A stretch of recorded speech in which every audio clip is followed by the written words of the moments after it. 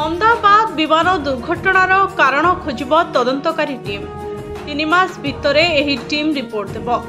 बेसामरिक विमान चलाचल मंत्री प्रेसमिट करी एही सूचना देवा सह ब्लैक बॉक्स रो डाटा डिकोडिंग आरंभ हो जाइथिबा कहछन्ते।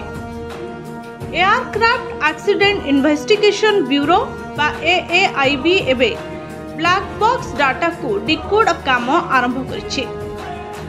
डीजीसीए और आईबी अधिकारी मध्य जांच काम लगी पड़ते।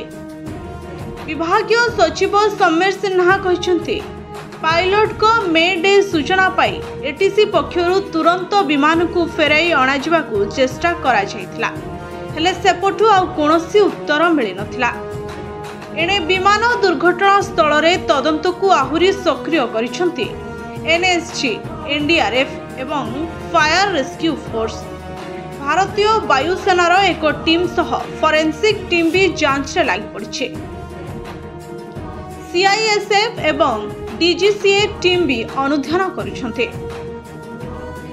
दुर्घटना जनित मृत्यु संख्या 274 को बढ़ी। विजय मेडिकल कॉलेज 10 जन डाक्तर समेत 33 जनकर मृत्यु होइतिबा कहुछि।